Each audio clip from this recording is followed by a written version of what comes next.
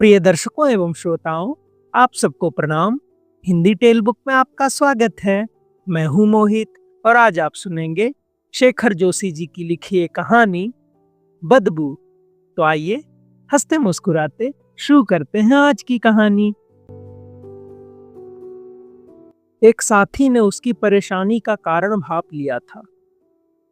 ऐसे नहीं उतरेगा मास्टर, आओ तेल में धो लो, कहकर उस साथी ने उसे अपने साथ चले आने का संकेत दिया। एक बड़े टब में घटिया किस्म का केरोसिन तेल रखा हुआ था। दोनों ने अपने हाथों को कुहनी कुहनी भर उसमें डुबाकर मला। अब हथेलियों और बाहों में लिपटी सारी चिकनी कालीख धुल गई थी, परंतु उसे लगा जैसे दोनों बाहों में अदृश्य चींटियां रेंग रही हो। केरोसिन तेल की गंध के कारण उसका जी मिचला उठा। इस खीज और गंध से मुक्ति पाने के लिए वह नल की ओर चल दिया। अंतिम सायरन बज चुका था। पानी के प्रत्येक नल पर 20 कामगार घिरे हुए थे। कुछ लोग हाथों में साबुन मल रहे थे और शेष मल चुकने पर हाथों को पानी से धोने के लिए अपनी बारी की प्रतीक्षा कर रहे थे। उसे देखकर सबकी अजनबी निगाहें उसकी ओर लग गई।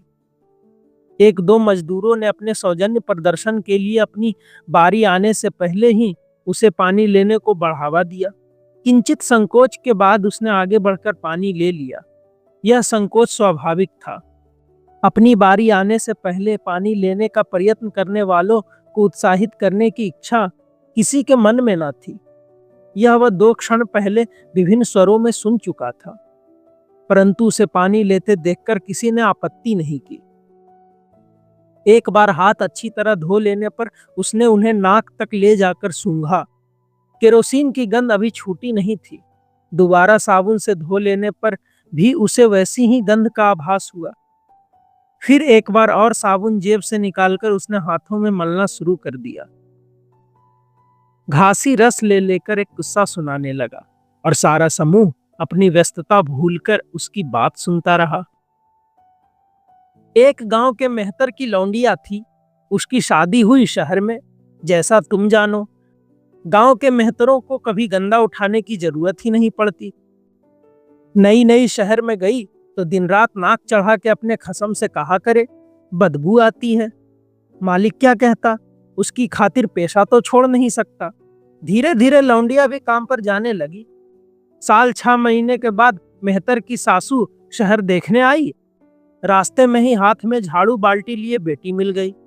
माँ पहले तो लाड़ से बेटी के गले मिली और फिर नाक पर आंचल रख लिया। बेटी ने पूछा, ए माँ, नाक मुंह क्यों बंद कर लिया? माँ बोली, बेटी बदबू आती है। बेटी अचंभे से बोली, कैसी बदबू? मुझे तो कुछ भी नहीं मालूम देती। नल के इर्द गिर्द घिरे हुए सभी कामगारों के थके चेहरों पर भी उसकी बात सुनकर हंसी खिल गई। घासी ने ही फिर बात को स्पष्ट किया, ए भाई भी अभी हाथ नाक पे ले जा जाके सूंघ रहे थे, तभी किस्सा याद आया। पहले पहल हम भी ऐसे ही सूंघा करे थे, पर अब तो ससुरा पता ही नहीं लगता। कितनी बार तो साबुन नहीं मिलता, ऐसे ही पोंछ पाछ कर रोटी खाने बैठ जाते हैं। संकेत उसी की ओर था। परिहास के उत्तर में गंभीर हो जाना उसे उचित ना लगा। सभी की हंसी में उसने अपना योग भी दे दिया, परंतु घासी की बात पर उसे आश्चर्य हो रहा था। तेल की ऐसी तीखी दुर्गंध को साबुन से छुटाए बिना आदमी कैसे भला चैन से रह सकेगा, इसका उसे विश्वास ही नहीं हो रहा था। कपड़े बदलकर वह लाइन में जा लगा। इकहरी पंक्ति के प्रारंभ में हेड फोरमैन के साथ एक गोरखा सिपाही खड़ा था। प्रत्येक मजदूर अपना रोटी का खाली डिब्बा खोलकर उसे दिखाता और फिर दोनों हाथ ऊंचे उठाकर तलाशी देने की मुद्रा में खड़ा हो जाता। गोरखा सरचर मजदूर की छाती, कमर और जेबों को टटोलकर आगे बढ़ जाने का संकेत कर देता। जल्दी घर पहुंचने की इच्छा रखने वालों को पंक्ति की धीमी गति के कारण झुंझलाहट हो रही थी। इसी झुंझलाहट में कभी कभी लोग पंक्ति में अपने से आगे वाले व्यक्ति को ठेल देते। बीच बीच में मोटा फोरमैन उनकी इस जल्दबाजी की कोई भद्दी अश्लील व्याख्या कर हंस देता था। उसे फोरमैन का यह व्यवहार अच्छा नहीं लगा, परंतु उसने सुना पंक्ति में से ही कोई कह रहा था, फोरमैन जी भी बड़े रंगीले आदमी हैं। सम्मति प्रकट करने वाला एक अधेड़ उम्र का व्यक्ति था, जो अब भी कृतज्ञता पूर्ण दृष्टि से फोरमैन की ओर देख रहा था कि जैसे फोरमैन ने यह मजाक करके उन पर बड़ी कृपा कर दी हो। उसकी तलाशी देने की बारी आ गई थी। ठिगने सिपाही ने अपनी एड़ी उठाकर बड़ी कठिनाई से उसकी तलाशी ली। सिपाही के इस आयास को देखकर उसका मन हंसने को हुआ, परंतु मन पर अवसाद की धुंध इतनी गहरी छा गई थी कि वह हंस ना सका। बड़े फाटक से पहले फिर इकहरी पंक्ति बन गई थी, परंतु इस बार पंक्ति के परले सिरे पर खड़ा हुआ सिपाही तलाशी नहीं ले रहा था, वरन वह यह देखने के लिए खड़ा था कि कोई भी व्यक्ति कटघरे में आड़ी गिरी हुई लकड़ी को लांघे बिना ना चला जाए। अन्य सभी मजदूरों की भांति वह भी आड़ी गिरी हुई लकड़ी को लांघकर बाहर चला आया। पीछे मुड़कर उसने फिर एक बार कटघरे की ओर देखा। लोग अब भी एक एक कर कूदते हुए चले आ रहे थे। इस उछल कूद का प्रयोजन वह नहीं समझ पाया। गेट से बाहर निकलकर उसने अनुभव किया जैसे वह बंद कोठरी से निकलकर खुली हवा में चला आया हो। क्या आफत बना रखी है, अनायास ही उसके मुंह से निकल गया। अनजाने में ही कहे गए ये शब्द साथ चलने वाले एक बुजुर्ग के कानों तक पहुंच गए थे। उन्होंने धीरे से अपनी राय प्रकट की। नए आए लगते हो, पहले पहल ऐसा ही लगता है, धीरे धीरे आदत पड़ जाएगी। आकाश की ओर उंगली उठाकर उन्होंने बात आगे बढ़ाई। उस नीली छतरी वाले का शुक्र करो कि यहाँ काम मिल गया। अच्छे भले पढ़े लिखे लोग धक्के खाते फिरते हैं। हमारे पड़ोस में एक लड़का। बुजुर्ग अपने अनुभव की पोटली खोलकर बहुत कुछ बिखेरना चाहते थे, लेकिन उसका मन उनकी बातों में नहीं लगा। कनखियों से उसने उनकी ओर देखा। उस ऊपर वाले के एहसान का बोझ उठाते उठाते ही जैसे उनकी कमर टेढ़ी हो गई थी। वह चाल तेज कर आगे बढ़ गया। रास्ते भर उसके दिमाग में वही सब कुछ घूमता रहा जो वह दिन भर में देख सुन चुका था।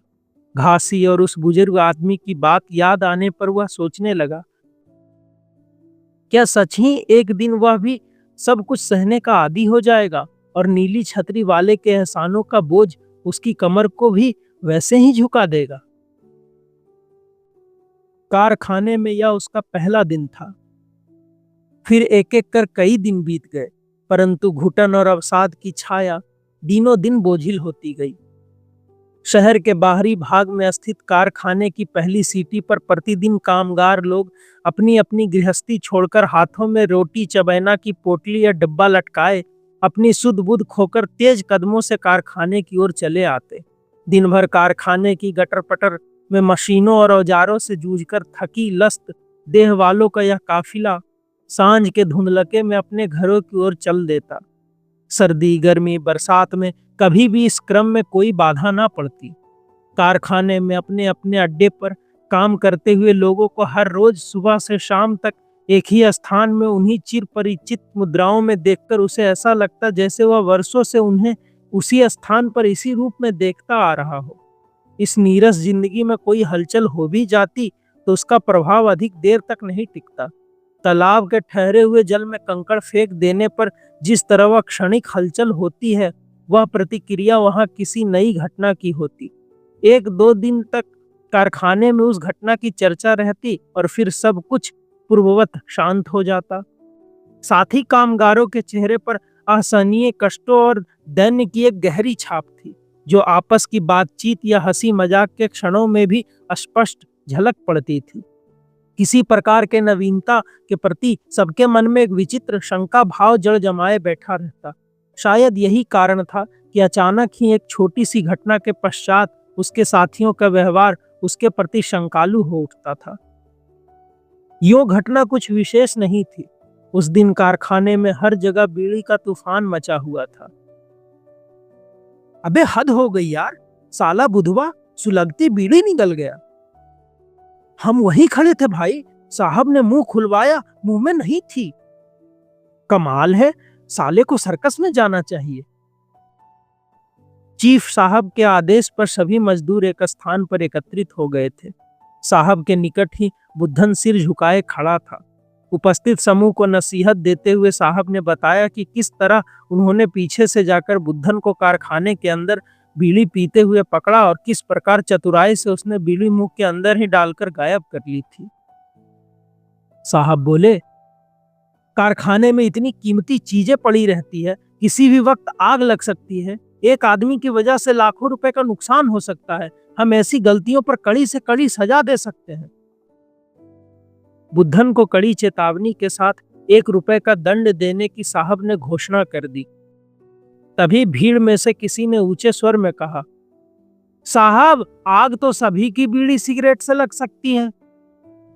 सैकड़ों विस्मित आंखें उस ओर उठ गई जिधर से आवाज आई थी। साहब कुछ कहे इससे पहले वही व्यक्ति फिर बोला,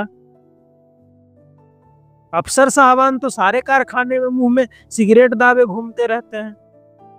भीड़ में एक भयानक खामोशी छा गई। इस मुंहजोर नए आदमी की उदंडता देखकर साहब का मुंह तमतमा उठा। बड़ी कठिनाई से उनके मुंह से निकला, ठीक है, हम देखेंगे। और जाते जाते उन्होंने तीखी दृष्टि से उसकी ओर देखा, जैसे उसकी मुखाकृति को अच्छी तरह पहचान लेने का प्रयत्न कर रहे हों। चीफ साहब अपने चैम्बर की ओर चल दिए। भीड़ छट गई। हवा में चारों ओर कानाफूसी के विचित्र स्वर फैलने लगे। बुद्धन की ओर से हटकर लोगों का ध्यान अब उसकी ओर केंद्रित हो गया था। उस दिन छुट्टी के बाद लौटते हुए 2-3 नौजवान उसके साथ हो लिए। प्रत्यक्ष रूप में किसी ने भी बीड़ी वाली घटना को लेकर उसकी सराहना नहीं की। यद्यपि उनके व्यवहार और उनकी बातों से उसे लगा जैसे उन्हें यह अच्छा लगा हो और वे उसके अधिक निकट आना चाहते हों। कटघरे से निकलकर एक नौजवान बुदबुदाया, सालों को शक रहता है कि हम टांगों के साथ कुछ बांधे ले जा रहे हैं, इसलिए अब यह उछल कूद का खेल कराने लगे हैं। इनका बस चले तो ये गेट तक हमारी नागा साधुओं की सी बारात बनाकर भेजा करें। दूसरे ने उसकी बात का समर्थन किया, खीर खाए बामणी, फांसी चढ़े शेख, नहीं देखा तो यहां आकर देख। छोटे साहब की गाड़ी के पिस्टन अंदर बदले गए हैं, खुद मैंने अपनी आंखों से देखा। पहले वाले व्यक्ति ने आवेश में आकर कहा, चुप। दूसरे नौजवान ने फुसफुसाकर उसे टोक दिया, टेलीफोन जा रहा है। एक चुस्त चालाक आदमी उनके साथ साथ चलने लगा था। तभी दोनों जवानों ने अपनी बीवियों के बारे में बातें शुरू कर दी। इस घटना के बाद कुछ लोगों की दबी दबी सहानुभूति पा जाने पर उसे ऐसा अनुभव हुआ जैसे किसी अंधेरे बंद तहखाने में प्रकाश की हल्की किरण का आसरा उसे मिल गया हो। पर सभी कामगारों की आंखों में सहानुभूति का यह भाव नहीं था। अनेकों सहकर्मी इस घटना के पश्चात उसके प्रति रूखा व्यवहार करने लगे थे और कुछ ऐसी भी आंखें थी जिनमें अचानक ही ईर्ष्या और उपेक्षा की भावना उभर आई थी। ऐसी एक जोड़ा आंखें एक छुट्टी के बाद मार्ग में बहुत दूर तक उसका पीछा करती रही थी। उसे लगा जैसे साथ में चलने वाला वह व्यक्ति उससे कुछ कहने के लिए अकुला रहा है। उन दोनों के साथ साथ मजदूरों का झुंड हाथों में थैला या टिफिन का खाली डिब्बा लटकाए चला जा रहा था। एक नई उम्र के शरारती कारीगर बीरू ने अपने से आगे चलने वाले अधेड़ उम्र के लाल मणि के कुर्ते का पिछला हिस्सा उठाकर सिगरेट के खाली पैकेट में फंसा दिया था। पीछे चलने वाली भीड़ लाल मणि के कुर्ते की पूछनुमा बनावट और इस संबंध में उसकी अज्ञानता का आनंद ले रही थी। तभी किसी ने उसके साथ चलने वाले आदमी को लक्ष्य करके आवाज दी, नेताजी, जयराम जी की।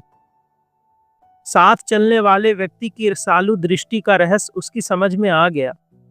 उत्तर में नेता ने व्यंग पूर्वक स्वर में कहा, काहे शर्मिंदा करते हो भाई, अब तो कारखाने में बड़े बड़े नेता पैदा हो गए हैं, हम किस खेत की मूली हैं। जिस बात की उसे आशंका थी वही हुआ। शायद रात की सारी रिपोर्ट चीफ साहब के पास पहुंच गई थी। चपरासी ने साहब के कमरे का द्वार खोलकर उसे उनके सामने पहुंचा दिया। फिर द्वार पूर्ववत बंद हो गया। साहब ने अपने हाथों से स्टूल उठाकर उसके बैठने के लिए आगे बढ़ा दिया और फिर नरमी से बोले, हम तुम्हारी भलाई के लिए ही कह रहे हैं, जमाना बुरा है, बाल बच्चों वाले आदमी को ऐसी बातों में नहीं पड़ना चाहिए। अपने कथन की प्रतिक्रिया जानने के लिए साहब ने उसकी ओर देखा। उनके हाथ मेज पर बिछे कपड़ों की सलवटों को सहलाने में व्यस्त थे।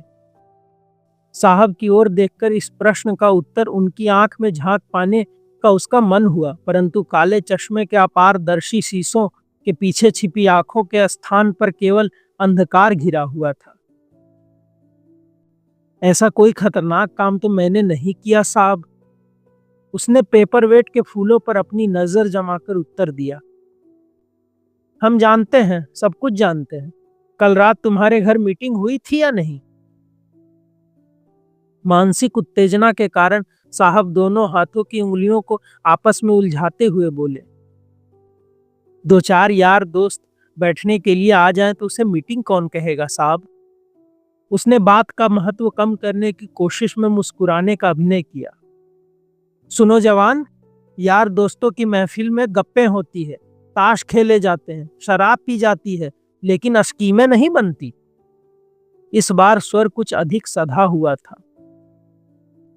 साहब, लोगों को मकान की परेशानी है, छुट्टियों का ठीक हिसाब नहीं, छोटी छोटी बातों पर जुर्माना हो जाता है। यही बातें आपसे अर्ज करनी थी, यही वहां भी सोच रहे थे। स्वर में दीनता थी, परंतु साहब के चेहरे पर टिकी हुई उसकी तीखी दृष्टि अनजाने में ही जैसे इस अभिनय को झुठला रही थी। मैं कौन होता हूं जो तुम लोग मुझसे यह कहने के लिए आते हो? मैं भी तो भाई तुम ही लोगों की तरह एक छोटा मोटा नौकर हूं। अपनी दोनों हथेलियों को मेज पर फैलाकर साहब ने कृत्रिम मुस्कान का ऋण लौटा दिया और अपनी कुर्सी पर अधिक आश्वस्त होकर बैठ गए। उनके सामने बैठे हुए व्यक्ति को यह समझौता स्वीकार न हुआ। कृत्रिमता के आवरण को पूरी तरह उतारकर दृढ़ स्वर में वह बोला, तो जो भी हमारी बात सुनेगा उसी से कहेंगे साहब। एकाएक साहब बौखलाकर कुर्सी पर उछल पड़े। तुम बाहर की पार्टियों के एजेंट हो? ऐसे लोग ही हड़ताल करवाते हैं। मैं एक एक को सीधा करवा दूंगा। मैं जानता हूं तुम्हारे गुट में कौन कौन है। आइंदा ऐसी बातें मैं नहीं सुनना चाहता। वह चीफ के कमरे से निकलकर अपने काम पर लौटा तो मिस्त्री पास बैठाकर समझाने लगा, इस दुनिया में सबसे मेल जोल रखकर चलना पड़ता है। नदी किनारे की घास पानी के साथ थोड़ा झुक लेती है और फिर उठ खड़ी होती है, लेकिन बड़े बड़े पेड़ धार के सामने अड़ते हैं और टूट जाते हैं। साहब ने तुम्हारी बदली कास्टिक टैंक पर कर दी है। बड़ा सख्त काम है। अब भी साहब को खुश कर सको तो बदली रुक सकती है। उत्तर में उसने कुछ नहीं कहा, उठकर कास्टिक टैंक पर चला गया। टैंक पर काम करने वाले मजदूरों ने उसे देखकर भी अनदेखा कर दिया। उसे ऐसा लगा कि जैसे वे लोग जानबूझकर उससे पृथक रहने का प्रयत्न कर रहे हों। पुराने पैंट और जंग लगे हुए सामान को कास्टिक में धोया जा रहा था। आगे बढ़कर उसने भी उन्हीं के तरह काम करना शुरू कर दिया। शाम तक काम का यही क्रम चलता रहा। घर लौटकर उसने अनुभव किया, हाथ पैरों में विचित्र प्रकार की जलन हो रही थी। घर पहुंचते पहुंचते अंधेरा घिर गया था। हाथ मुंह धोकर उसने जल्दी जल्दी खाना खाया और फिर बच्चे को लेकर आंगन में झिलंगी चारपाई पर आ बैठा। सांझ अत्यधिक उदास हो आई थी। बच्चे ने कुछ देर तक उससे खेलने का प्रयत्न किया, लेकिन पिता की ओर से विशेष प्रोत्साहन ना पाने पर वह कब माँ के पास चला गया था इसका उसे ध्यान न रहा। जिनकी उसे प्रतीक्षा थी उनमें से कोई भी ना आया था। केवल हरिराम ने आकर अब तक 2-3 बीड़ियां फूंक ली थी। हरिराम की ओर से ही 2-3 बार बातचीत शुरू करने का प्रयत्न किया जा चुका था, लेकिन उसके अटूट मौन के कारण हर बार वह प्रयत्न विफल सिद्ध हुआ था। इस बार फिर हरिराम ने ही बात छेड़ी। घनश्याम की बीवी बीमार हो गई, लेकिन मोहन, राधे, हनीफ वगैरह किसी को तो आना चाहिए था। शायद उनके बच्चे बीमार हो गए हों। झुंझलाकर उसने उत्तर दे दिया। हरिराम ने फिर बात दोहराई। इस बार स्वर में चटुता की भरमार थी। हम तो तुम्हारे पीछे हैं भाई, जैसा तुम कहोगे वैसा करेंगे। मैं तो ठीक टाइम पर आ गया था, देख लो। तुम ही ठीक टाइम पर ना होगे तो चीफ साहब को रिपोर्ट कौन देगा? हरिराम की ओर उपेक्षापूर्ण दृष्टि डालकर घृणा से उसने कहा और अपनी साइकिल उठाकर बाहर चल दिया। उसके विरुद्ध कब कौन सा षड्यंत्र रच दिया जाए, इसका उसे संदेह रहने लगा था। छुट्टी होने पर उसने शीघ्रता से थैला कंधे पर डाला। दोपहर में उसने सब रोटियां खा ली थी, पर आज थैला अन्य दिनों की अपेक्षा कुछ भारी था। विस्मय से उसने रोटी के डिब्बे को खोलकर देखा। एक कागज में कुछ पुर्जे लिपटे रखे थे। उसने अनुभव किया कि उसके हृदय की धड़कन तेज हो गई है। आवेश में उसकी मुट्ठी भींच गई, परंतु फिर संयत होकर उसने वह सामान पास ही अलमारी में डाल दिया। बाहर पंक्ति के परले सिरे पर फोरमैन चिल्ला चिल्लाकर लोगों को अपने डिब्बे थैले खोलकर दिखाने का आदेश दे रहा था। उसकी बारी आ गई थी। फोरमैन ने स्वयं डिब्बा थैला हाथों में लेकर देखा। असंतोष के कारण उसका मुंह फीका पड़ गया। सर्चर को सबकी जेबें टटोलने का उसने आदेश दिया। उसकी जेबें भी स्वयं फोरमैन ने टटोली, परंतु फोरमैन के चेहरे पर फिर निराशा छा गई। जाते जाते उसने फोरमैन की ओर देखा। फोरमैन ने आंखें भूमि की ओर झुका ली थी।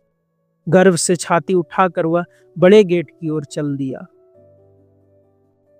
प्रातः काल अंतिम सायरन हो जाने पर गेट बंद हो जाना चाहिए। फिर आधा घंटा उसके खोले जाने की प्रतीक्षा करनी पड़ती है, परंतु व्यवहारिक रूप से ऐसा नहीं होता।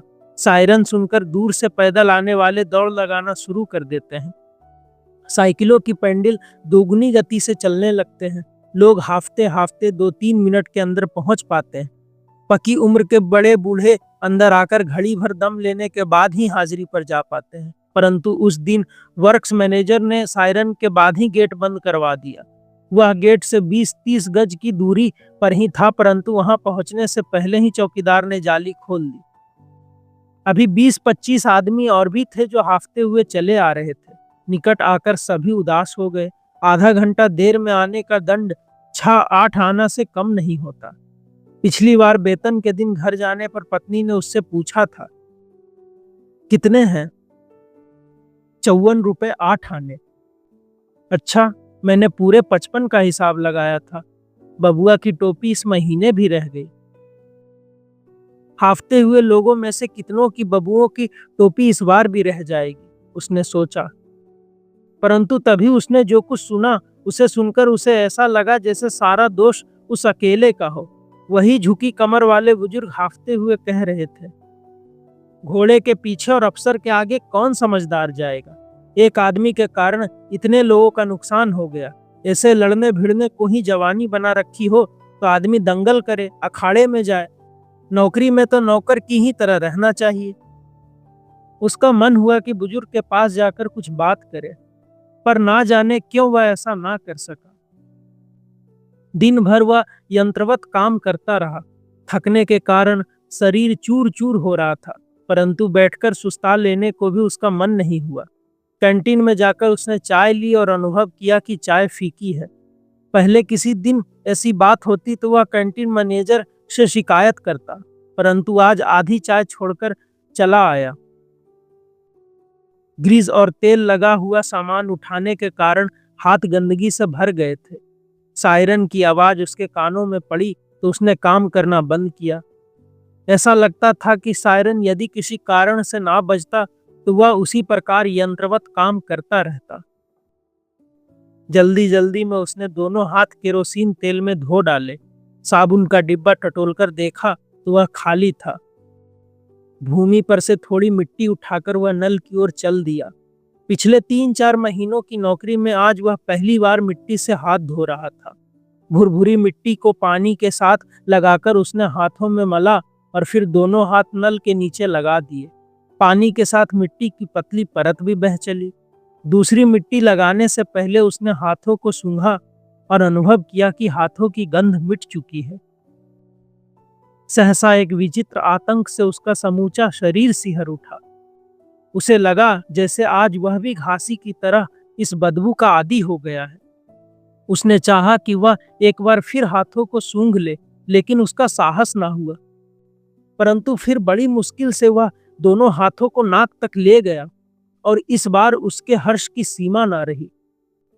पहली बार उसे भ्रम हुआ था। हाथों में केरोसिन तेल की बदबू अब भी आ रही थी। अभी आप सुन रहे थे शेखर जोशी जी की लिखी ये कहानी बदबू। ये कहानी आपको कैसी लगी ये हमें जरूर बताएं, और ये भी बताएं ऐसी और कौन सी रचनाएं आप सुनना चाहते हैं। हम जल्द ही लौटेंगे एक नई रचना के साथ। तब तक के लिए धन्यवाद।